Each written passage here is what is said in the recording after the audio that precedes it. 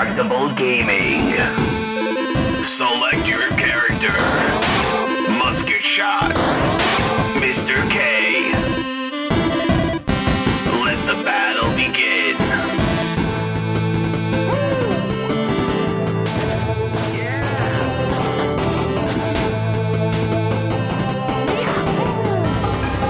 Get ready for a battle unknown. 3, 2, 1. Hello and welcome to Indestructible Gaming and More. I'm Musket Shot. Alongside me is my co-host, Mr. K. Mr. K, hello. Welcome to another episode of Indestructible Gaming and More.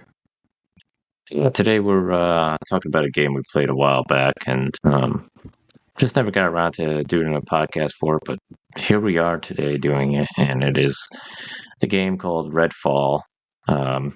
Just got released May of last year on Xbox and PC, and it's developed by Arcane Studios, which I kind of was looking at them update. They're not that old. They started in 1999. I mean, I guess relatively over 24 years old, but they have a team in France and Austin, Texas, Lyon, France, and Austin, Texas. You're probably familiar with some of their games if you've played them. Dishonored 2, which I know you like that Dishonored franchise, right? Yeah, Dishonored's a pretty good game. If you haven't played Dishonored, I'd recommend you go try it out. It really gives you freedom with how to do things, but I'm not going to go into detail right now. Maybe another episode. Yeah. Is another one that they did. Deathloop is one I've heard of recently. Deathloop was pretty popular when it first came out, although the popularity has died down over the years. I don't remember when it came out, but yeah, and then Blade. Is Blade somewhat new? Or did that? Yeah, Blade was recently revealed, I think, mid-late last year. Yeah, okay. So that's currently in development. Yeah, I'm really excited for, because if it's the kind of like Dishonored, but with the Blade coated paint over it, that might be a really good game. Yeah. Especially with a character like Blade. Yeah, exactly. I'm pretty sure the guy who originally played as him is coming back too. I think it was played as Blade? Yeah, I think the original actor who played as Blade is coming back for that. Oh, that's cool. So that's not 100%. Don't take my word. Look it up, and maybe you can prove me wrong. There you go. And publisher of Redfall is Bethesda. If you're familiar with Bethesda, you know they do a whole bunch of games. Good or bad. Details of that. Yeah, that's up for you to decide. Yeah. So this game is kind of is mixed, and as far as reviews, if you go onto Steam, there's like over 2,000 reviews, and a lot of times it'll tell you if a game's like mostly positive, very positive, whatever. This one right next to the over 2,000 reviews, it says mostly negative. Yeah. Just a heads up before we start our review, we played it when it first got released, and then came back to it later on, about maybe a year after. Yeah. So we got to experience the game, but we got to experience the game at its worst and its best. Yeah. So our reviews might differ from other reviews. Right.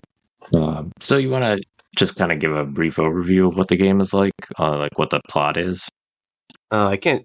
I want to be honest. I'm not going to be able to go into like full description here because, to be honest, the story is kind of forgettable. So basically, this evil vampire woman, I don't remember her name, but she blots the sun out, which lets vampires. She's called the Black Sun. But isn't that what covers the sun? And I think it is. But they don't really make that clear. Yeah, they don't really make it clear. Yeah. So there's a black sun, basically like an eclipse, somewhat, that makes the place all red looking, and Redfall, as the name says. Instead of Nightfall. Funny joke, huh? But basically that happens, and these vampires get loose, and you play as these 4 titular characters, and basically just try to stop it. The game takes place in, I think... Yeah. Yeah, it's like an open world thing. I had no idea what the town's supposed to be. And who knows? I'm sure. Fictional Massachusetts. Yeah, I'm going to be honest. When I was playing the game, I'm like, this does not look like Massachusetts to me, but Mm-mm. I don't go into Massachusetts enough to actually, know that. But I've been, it's been there a couple times, and I could probably say that, yeah, it did not look like Massachusetts. It was very open for Massachusetts. Yeah. I don't know if they were trying to make it look kind of like a seaport or sea area, because it seems to be a lot of stuff that's over near like water and stuff. So I don't know, to me, it just kind of felt like that was a last minute decision. They made the place first and then decided to say where it was. Because if you told me it was in Ohio, I'd probably believe you. Yeah, I know, right?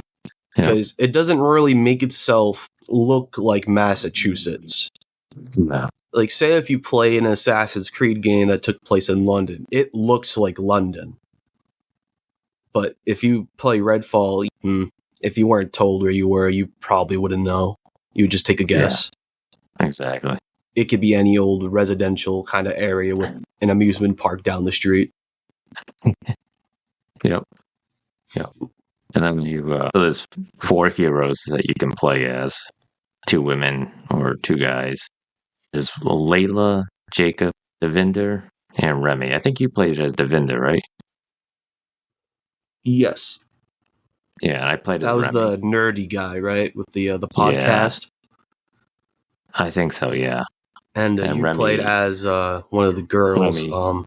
Yeah, Remy, she's, I think, is Hispanic origin.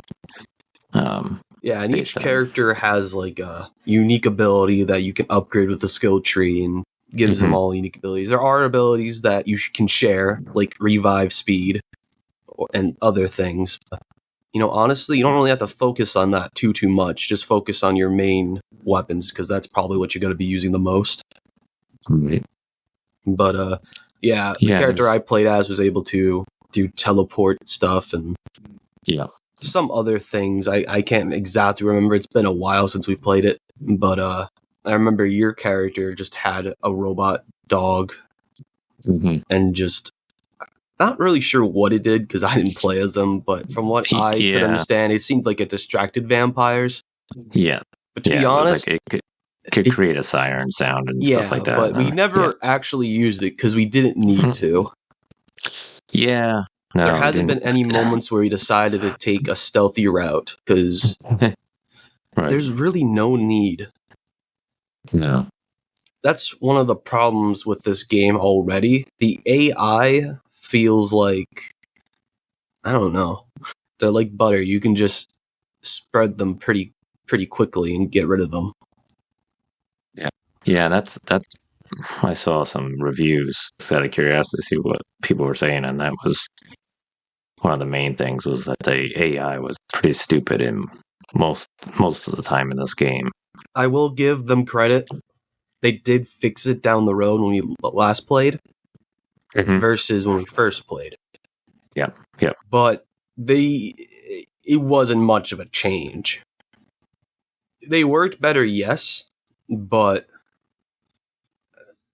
if I can go up to a human with a gun and punch them to death without using any of my ammo, without dying, I don't know if that's an upgrade for the AI. You can't do that with the vampires, but the humans, I don't know. I know. I think most of the time you didn't even really waste ammo on the humans. You just went up to them, punched them a couple times, and then they were dead. So it was like, wow, okay. And ammo isn't really an issue in the game either. No, it isn't. The only times it was an issue for us is when, I don't know, maybe like a boss battle or something. But, yeah, we didn't really have much issues with ammo. Before we talk any more about anything else, we should probably talk about how the game works. So, it's your typical first-person shooter. You get weapons which vary from different weapons. A shotgun, I think there's a sniper. Basically, your generic weapons. The only ones being unique are, I would say, what was that weapon we used that... There was a weapon. There's like little blobs that put fog out, and if you go into the fog, you get hurt, and there was only one weapon that could pretty much stop that. I think it was like a freeze gun, if I'm not mistaken. Yeah, like you're talking about the red mist that shows up all over the place. That if you go into, you take hits on. There's two different kinds of red mist. They're both the same, but they're implemented in two different ways. There's regular red mist that if you go into, you just get hurt. That's kind of like your out of bounds area, and you stay away from this area, kind of your blockage, pretty much. But the other red mist that I'm talking about is these little blobs in the middle of the streets or just areas. Put out the red mist just to get in your way. It just seems like a padding for time, because all you really have to do is take out a specific gun. You can get pretty easily. You can get all these guns pretty easily too, and you just press the right trigger if you're playing on controller and just aim at it, and it'll be gone. I remember what it was. It was a black light. Yeah, because it turned vampires to stone, which was a really easy way to kill them, to be honest. Because all you have to do is punch them after. So if you don't feel like wasting ammo, that's a good weapon to use. Yeah. But yeah, it just kind of felt like an annoyance rather than an enemy. Mm-hmm. But the guns aren't really different from each other other than the generics. The only thing that comes to mind that makes the guns unique from any other game that you could play that's first person, they have stakes on them. Mm-hmm. What do you use the stakes for? Just stab vampires when you shoot them enough and they get pretty much paralyzed.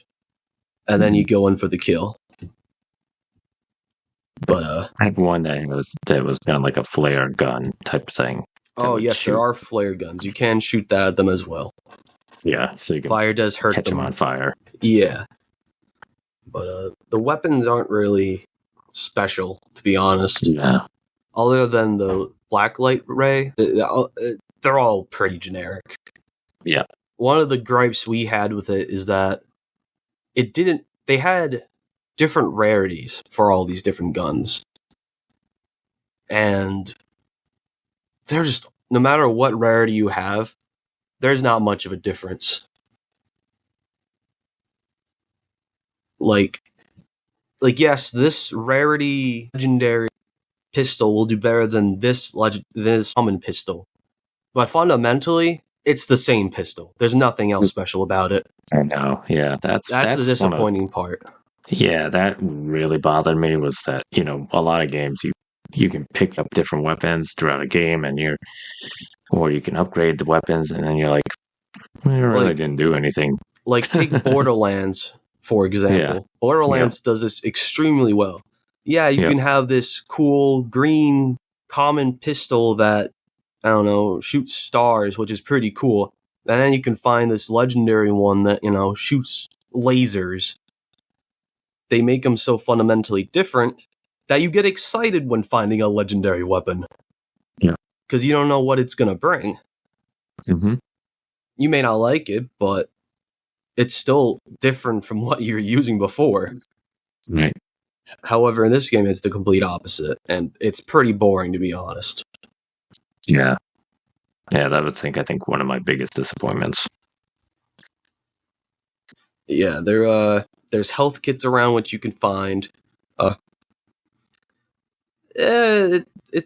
remember having some issues with it, not a lot. I think there were moments where the AI hits you so much that it kind of stun locks you, and because you have to press and hold the button to heal. It's not as simple you press and heal. No, you have to hold the button for a certain amount of seconds, but if you're getting hit, it knocks you right out of the healing animation. So if you're in a fight and you need to heal, tough luck. Get lucky, I guess. Because the AI is not going to go easy on you. Because we've had several issues with that, I remember. But There's no crafting. You'd think for a first-person survival kind of game, there'd be crafting. Not really, no. There's some side missions that you can do. They don't do anything other than give you XP. Yeah, right. And you don't get anything out of it either. You'd think you'd get like a gun or something like that. Some of them give you weapons, but there's no drive to do it since what I was talking about earlier. If you got like a legendary cool gun, it's worth doing the side missions, but honestly, you can get the XP pretty easily just by playing the game. You don't really have to do these side missions unless you really want to. Right. Yep. And the most story you're going to get out of them is like 1 or 2 sentences from the person you're talking to, and that's it. Yeah. Like, hey, I left my doll at this house. Can you go grab it? That's pretty much it. Yeah, the NPC players that you encounter in different places or in some of the safe houses and stuff like that. I remember some of them were just like, you go up to them, they'd just be like, that's it. The closest way I can compare this game to one other game as well, Far Cry. Except it's worse. So with Far Cry, you have this map, and you go to these points, and when you get to these points, it unlocks the area map. So you can go to this area and look around for it and discover things, but you could also climb a tower and claim it, and it will uncloud the map you're in. So you can see everything that you missed or, it's got stuff to do. However, when it comes to Redfall, they have these little safe houses you can unlock as well, but the only things they do is give you side missions, which isn't a huge deal. You do some hunts and all that, and then eventually you fight like a mini boss, and you get a skull from them. But we'll talk about the skulls in a minute. The other things you can find in these are, I don't know, like some ammo boxes perhaps, or med kits that you can take with you. It's pretty much your safe space. So anything you can do at your main HQ, you can do here. And yes, you can fast travel between them. It doesn't do much for your map, though. It's just there. Some of them you'll get just by doing the stories, but some of them you unlock by going to a place that's with vampires or people around. You kill them and you flip a switch and it turns on a black light, meaning that you're in a safe spot. But yeah, they don't really do much. So the skulls you get are from those little mini bosses that I was just talking about. And basically these skulls are your tickets to the main bosses. And you have to do these side quests in the safe spots because you need a certain amount of skulls to go into the doors that lead to this. I don't even know what it's called. I'm going to call it the Upside Down world, where it's all like dark and spooky and vampire-y. I don't really know how to talk about it because it's completely different from what the map you're playing on. Yeah, it's like a completely different world. It's almost like an underworld or something. I don't know. And there are 2 maps in the game that you go through. Not just 1, but 2. Which, begs the question, why didn't you just have this second part be with the first part? Mm-hmm. Because they're both the same. Yes, they have a different layout in different locations, but you're just playing the game again. You do the same stuff as you did in the first map, so there's no reason why they made them completely separate areas. Like, they could have just had this island or this area next to the first map, and if it was story reasons, you could just block it off with red mist saying come back later. I don't know why they did that. It's such a weird decision. Maybe it was too demanding for devices to have 2 maps, but look at GTA and tell me that. Yeah. But what else was there? We can talk about the main bosses. Yeah, I think so. There was like there's like four main bosses. Yes. There's the Hollow Man, Miss Whisper, Bloody Tom, and then the Black Sun was the main boss. I don't remember all of them. I just remember 3 of the 4. Yeah. I think the Hollow Man was my favorite because he turns spoilers if you want to skip ahead. But we don't know the time when we're going to talk about it, so maybe skip I don't know. Let's skip ahead till we talk about something else on it. So the Hollow Man was probably one of my favorite fights because it was just a big dude in a pit. You run around him, dodge his attacks, shoot at him. Super simple, super easy fight. It's my favorite because it's the most stable of the bunch. One of the other fights that stuck with me, I don't remember who it was. It might have been Miss Whisper, but we were in this dark area and we had to destroy these like pillars of some sort or something, like statues of something. But this character kept sending out these shadow demons at us, not vampires, and these shadow creatures were never seen in the game. So these were exclusively to this boss fight for whatever reason. The problem is, these things come at an insane number. Like, sometimes vampires would be in a clump of 2 or 3. I'm talking about 20 to 30 guys at once coming at you. Yeah, they take only a couple shots to kill, so you'd think it'd be easy. But no, these guys surround you, which forces you to run continuously, because if you stand still, they will just wail at you. And it's not like they wait for one to stop hitting you. They do it all at once. Yeah. So if you stood still, that game over. And if you die during a boss fight, you just respawn. But if you're playing with another person, you can revive. Sometimes this can be pretty frustrating, especially during this mission, because you can't stop running. So if someone gets down, man, you gotta be lucky enough to get away from them in order to revive. And that's kind of what happened when we played.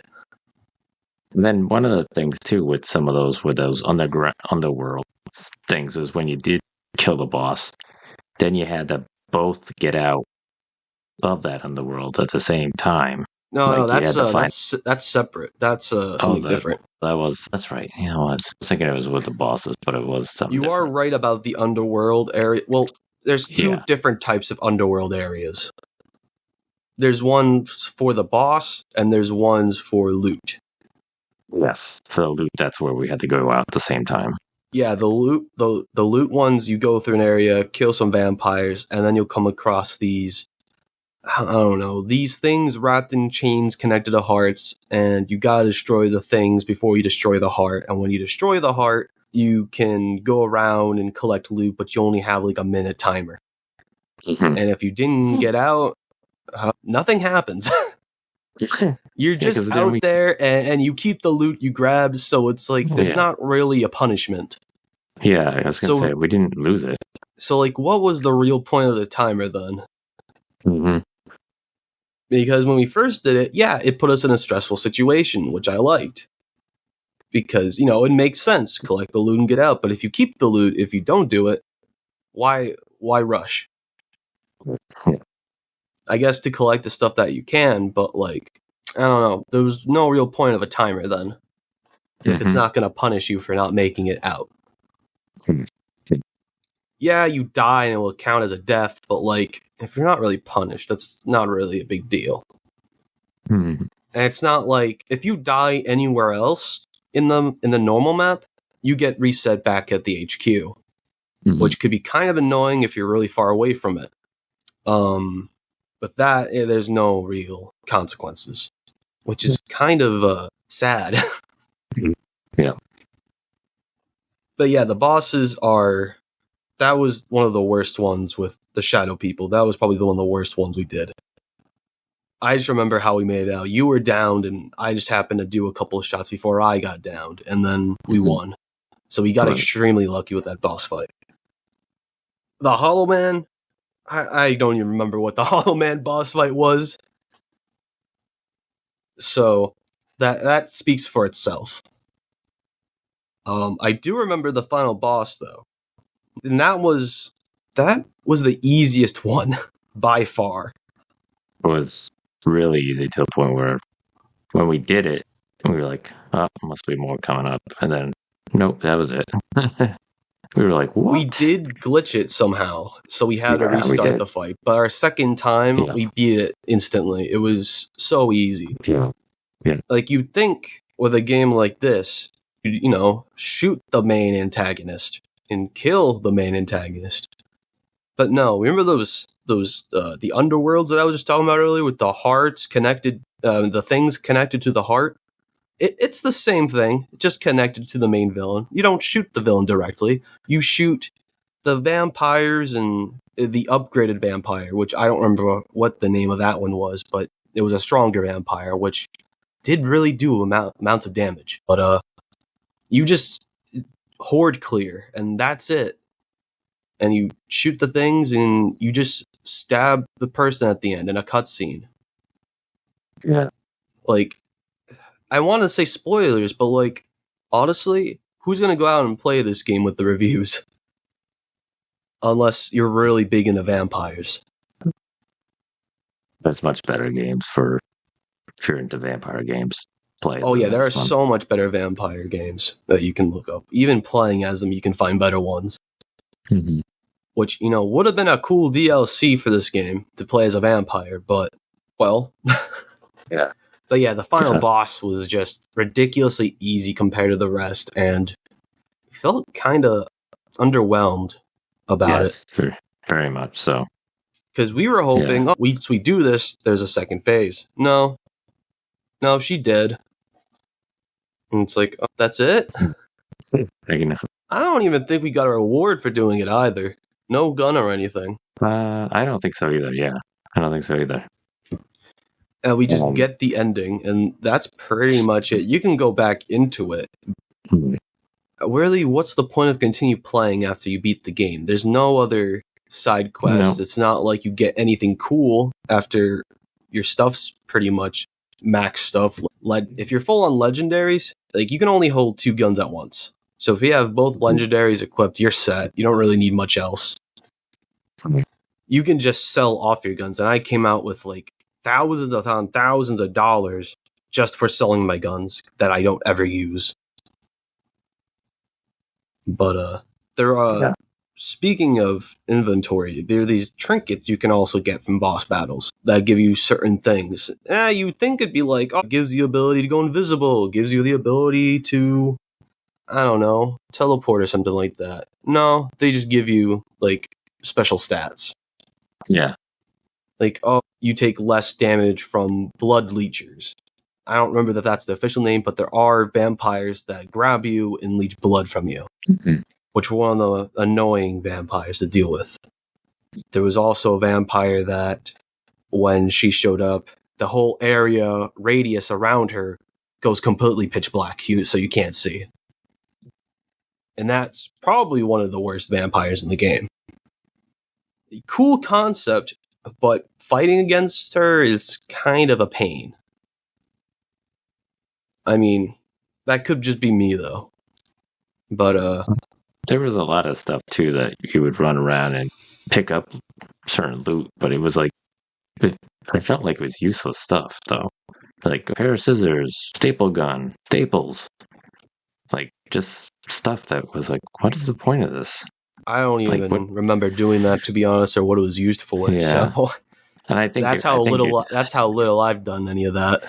Yeah, well, I think it gave you money and stuff when you went back to certain places, and you could buy your weapons. But what's the point of doing that if you can just sell the guns you don't use? Right, exactly, and gain like 3 times the profit. Yeah, it's like the game kind of goes underneath itself and backtracks. It's weird. Yeah. So we have to kind of talk about the cutscenes. because those were like good thing you mentioned that. I completely forgot about them. those were like I don't. So there were some somebody said cutscenes that were full like 3D, like in game, which, mind you, only 2 of them. One in the beginning and one in the end. And the rest of them, they're just storyboards. Just pictures. They don't move. You hear them talk. It's like a slideshow. And you'd think from a developer from Bethesda, of all people, would have given Arcane the money to make actual, in-game cutscenes. Or at least a real-time cutscene where you're not actually moving and you're just watching. I don't know if the storyboard kind of aspect was a cut around costs or a creative decision, but it's not good. It really sets you back from the game, and it's just like, wow, did they just not have the money? Yeah. Because that's what it felt like. Yeah.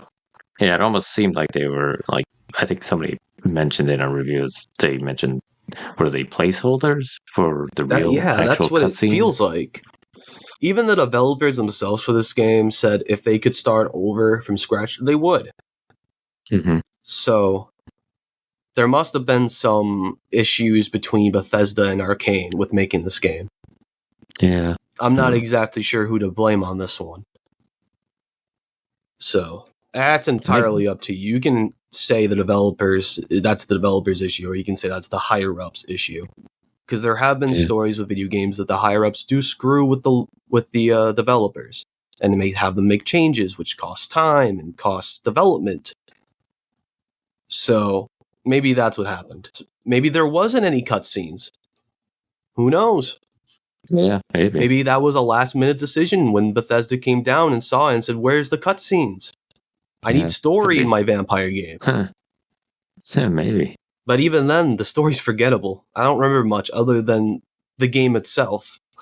Yeah. Like, I don't remember the characters' names that you meet. Like 4 characters? Yeah. Well, no, not the 4 characters, but the actual, like, story characters that you meet in the cutscenes and in the game. Yes. Yeah. They're very forgettable. Yeah. Like, if you showed me the 4 main characters, I could probably tell you, yeah, they're from Redfall, but I wouldn't be able to tell you their names pretty easily. Right. But if you showed me a character from the HQ, I'd say, yeah, they're from Redfall, and that would be it. Mm-hmm. There's not much special about them. They give you some side missions now and then, which, mind you, there's chapters in this game, and usually you get like 1 or 2 per chapter, so that's why I'm saying you can just straight up ignore them if you really wanted to. Mm-hmm. The game back then, compared to now, it was a buggy mess when it first released. It was awful. AI didn't work. The guns didn't have an oomph to it. Fights were just pathetic. Yeah. Like, I remember we went through this small house and we just punched everything to death. Even vampires. But now it's... I'm not going to say better. I'm going to say improved. It's improved, but it's not exactly, like, perfect. Yes, you can still punch people to death, but vampires aren't as vulnerable as they once were when the game first released, and they fixed a bunch of the bugs that were problems. Yes, we came across a few bugs in the version we played when we came back to it, but not as bad versus when we first played it.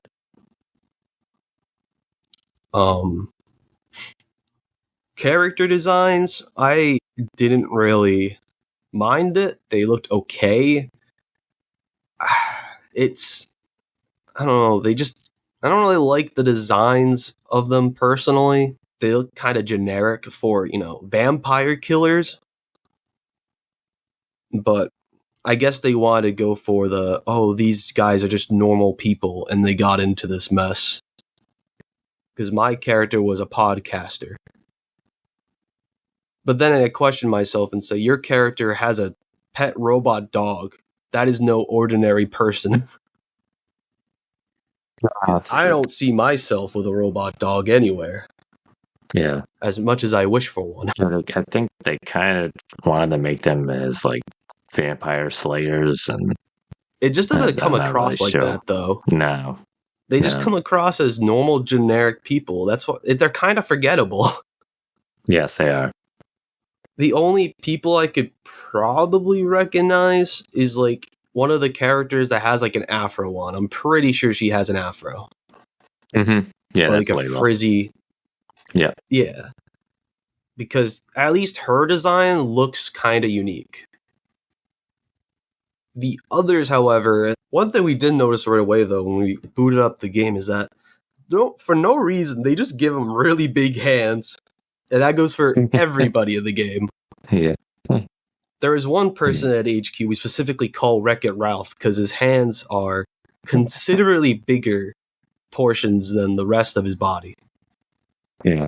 It was very funny. We have a picture of it on our Xbox accounts, actually. Yeah, his hands are gigantic.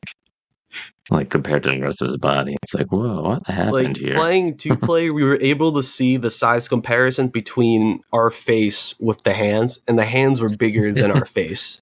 Mm-hmm. But, again, maybe that was a creative decision. I just find it weird that they emphasized on big hands. Yeah, the music.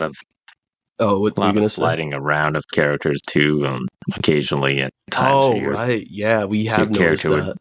Your character would stop running and just move around. It would be still like a piece for a board game. You just slide around. It's like, what is going on? Yeah, that was a glitch we came across now and then, both in the version we played when we came back to it and the beta version. Yeah. I don't know why I said beta, but it sure felt like one. Another issue we had, I think, was our weapons disappeared sometimes, but we'd still be able to use them. Or another case of weapons disappearing, we'd see it on our hands, but we wouldn't see it in the other player's hands. Mm-hmm. Maybe they were focusing on fixing more single-player stuff rather than multiplayer stuff. Yeah. Yeah. Mind you, we were using 2 different consoles. I mean, we were both using an Xbox, but I was using a Series X and he was using a One, so maybe it was the fact that we were using different generations of consoles. I don't know. I don't know how they go across with this kind of stuff. Yeah, could have been. Because I remember you were having a lot of frame issues. Yes. Especially when we tried to come back to it, and we couldn't because it was too bad. Yeah, I felt that it wasn't necessarily Xbox One friendly. The funny thing is, though, with the Series X version, when it first came out, it was locked at 30, which usually isn't a big deal with a game. But when it comes to a game coming from a big developer and a big company like Bethesda, you would expect at least a good quality game out of it. Right. Running at 60, especially on a Series X, where power is like the emphasis of the console. Eventually, they released a 60 FPS patch. I don't know. Weird that they decided to do that later instead of right away. Mm-hmm. Which is why I think the first release of it kind of felt like some games going into early access. It felt like an early access title rather than a AAA game. Yeah. Because it seems like they were focused on other projects and worked on this one in the back, in the corner, with a lamp on, and surrounded by darkness. They were also probably a vampire, actually, now that I think about it. Oh, maybe. But yeah, the music, very forgettable. I couldn't even hum you the main theme because it's forgettable. Like, don't get me wrong, when you're playing the game, the music's okay. There is music, so at least that's good. But, I don't know, it's not enough for you to look it up after you play and, like, listen to it on YouTube. Right. it's just good enough to hear while playing the game, and that's pretty much it. You're probably going to forget about it within a day or two. Yep. What else is there? I mean, art direction seems like kind of realistic, but not. Mm-hmm. It's hard to describe.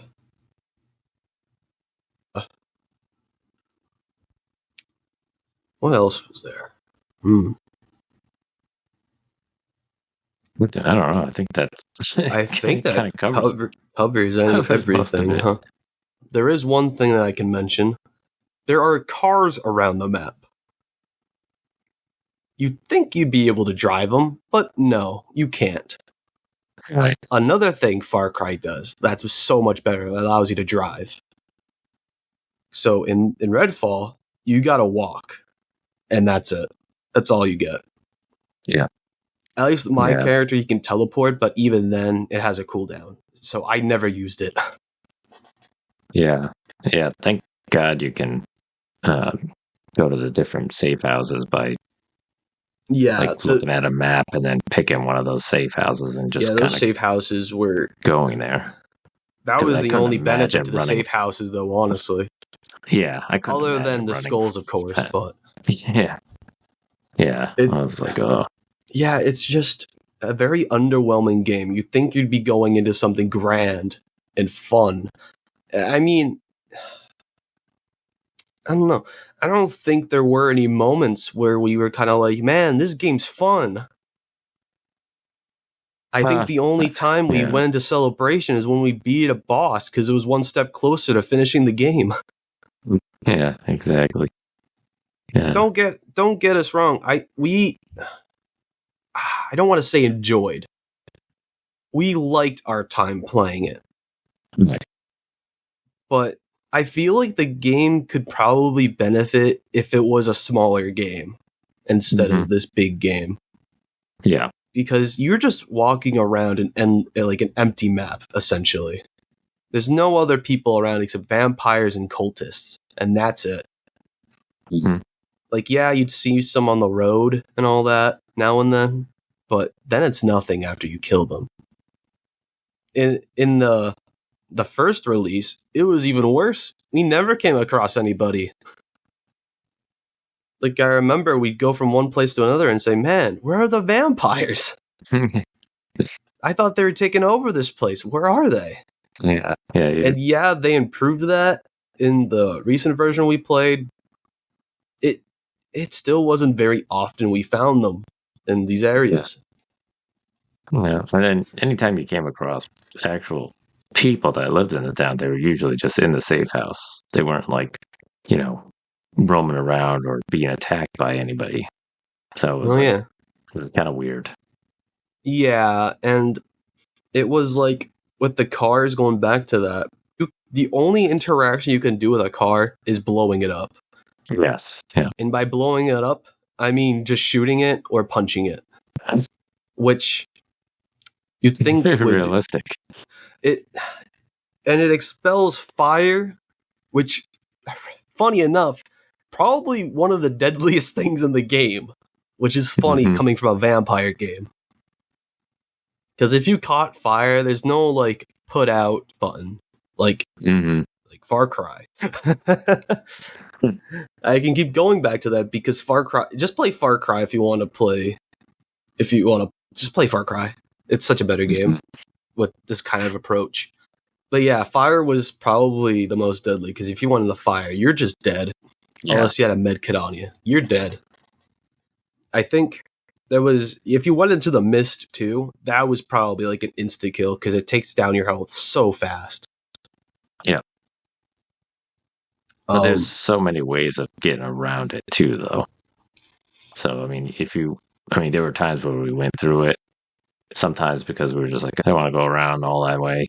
Just cut through. Oh, yeah. You can just run through. You can just totally ignore the red mist sometimes. Yeah. Sometimes it was necessary to get rid of it because it's not like you can climb walls. Right. Which, weirdly enough, sometimes it asks you to do that. If you just want to get to a location quicker. Honestly, the parkour isn't that great.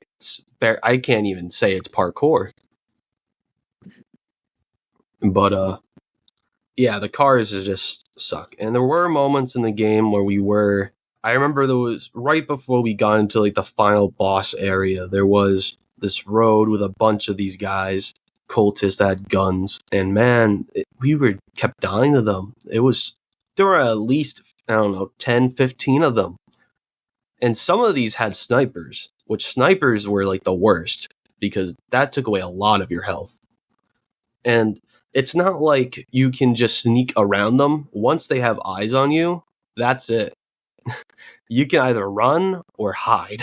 Not that there's like a hiding mechanic or anything, more like crouch behind cover. And I'm going to be honest, there's not really much cover in this game to begin with. There's not like a button for it or anything. You just kind of have to hope. But yeah, there were times where the difficulty was just upscaled for like no reason whatsoever. Yep. It's weird because the game is easy. It's, like I said, randomly it goes up in difficulty. It just decides, yeah, there's just 20 guys here who want to kill you versus, yeah, there's these like 3 vampires you can punch. Like, it was weird. It's not like it felt like they weren't sure what to do with it. But yeah, I think that one more thing before we talk about the ratings. The world itself with the environment cues, they were so obvious with storytelling in areas that it was painful to look at. Like there would be like dead bodies and above written in blood, the blood or something like that, or beware the vampires. Like some of the most obvious storytelling stuff in the world. It seemed like they did that. It's like they wanted to make it menacing, but it came out more comedic because it was so blatantly obvious. It's just sad. Yeah, but that's pretty much everything I can think of for this game to cover. What about you? Yeah, I think we've covered pretty much all the topics that we were going to discuss when we discussed this before, just off I don't know. So I think we've beat it to death. Yeah, the horse is already dead. We should probably stop beating it. So what would you rate it like on a scale from 1 to 10?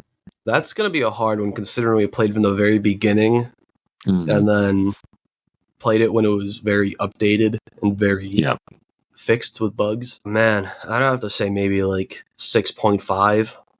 Mm-hmm. It could have been so much better, but the problems and the weird decisions they made, it wasn't a compelling experience. It could be, it was only, I would say I liked it only because I was playing with you. If I played by myself, I probably wouldn't have played longer than probably like an hour and a half. Yeah. Because the story doesn't compel you enough to continue. Because it's pretty much the same stuff over and over again between 2 maps. So, what would you rate it? 5, maybe probably 5 out of 10. I mean, like I said, the weapons I thought were kind of lousy, and there were a lot of glitches and other things. And as I mentioned, I don't think it was Xbox One friendly. You couldn't download the game; you had to play it like through the cloud, basically. So playing it through the cloud, you'd get either things that would, like, there were times where I'd get kicked out of the game, or something like that. So it's just it was kind of a tough game. It was probably very much focused towards bigger consoles or more powerful consoles, but that still is weirdly not an excuse for it to start at 30 FPS when it first came out. Because you'd think if they were homing towards those types of consoles that are more powerful, where most games are 60 FPS, you'd think they would have 60 FPS. Right. So it's a very weird decision that they did that. Especially if the Xbox One version, pales in comparison towards the the Series X version. Right. So it's a very questionable game. I feel like there's not going to be a moment where you're going to be like, yeah, this works, or this makes sense. Right. Yeah. It was a bunch of confusion and weird decisions all around. Yeah. As we mentioned, the final boss battle was very underwhelming. I mean, for especially for me to be like, wow, wait, that's it? Yeah, like imagine playing on like an Xbox. Like you did it, but if you don't have an Xbox One, imagine playing a very buggy and very unoptimized version of a game that was meant for more powerful consoles, and then you get to the end with the most underwhelming boss fight. Yeah. That probably would make me not want to come back to it ever. Right. Yeah. This is one of those, if you really must, a one and done game. Mm-hmm. If you like vampires and like the idea of killing vampires, I'd say go for it. But if you're not a huge fan of vampires or first-person shooters, stay away from it. Yeah. Don't touch it. Yeah. Yeah. They're better off just making a sequel. Yeah. Because it has the backbones for a good game. It could be a really good game, but the questionable decisions really tie it down. Yeah. Yeah. Like, I love the idea of being vampire hunters because not a lot of games do that, other than probably indie games. I'm talking about like AAA games here. There's not a lot of games that do that, but this is very disappointing. Yes. Yeah. Like, play Vampire instead with a Y, because that's a pretty good vampire game on consoles. I'd recommend that one. And that one you play as a vampire, so that's a pretty cool aspect. Yeah. But maybe we'll cover that some other time. But yeah, this was Redfall, and man, did it fall. But all right. So what do we got? What are we gonna talk about next time? I think we've got an interesting game. Well, speaking of Backbones, we're playing Backbones, but they did change the name to Tales Noir, which we just discovered today. Because we always knew the game as Backbone, but I guess at some point they'd change the name. So we're going to be investigating as a noir character, and we're playing as a raccoon, I'm pretty sure. Yeah, something like that, yeah. But yeah, looks interesting.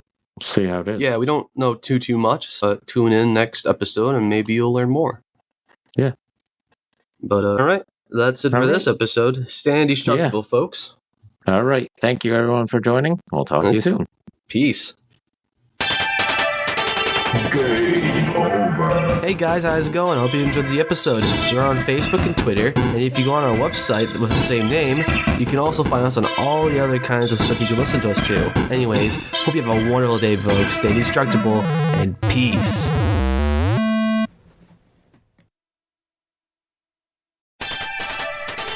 Game over. Hey guys, how's it going? I hope you enjoyed the episode. We're on Facebook and Twitter, and if you go on our website with the same name, you can also find us on all the other kinds of stuff you can listen to us to. Anyways, hope you have a wonderful day, folks. Stay indestructible, and peace.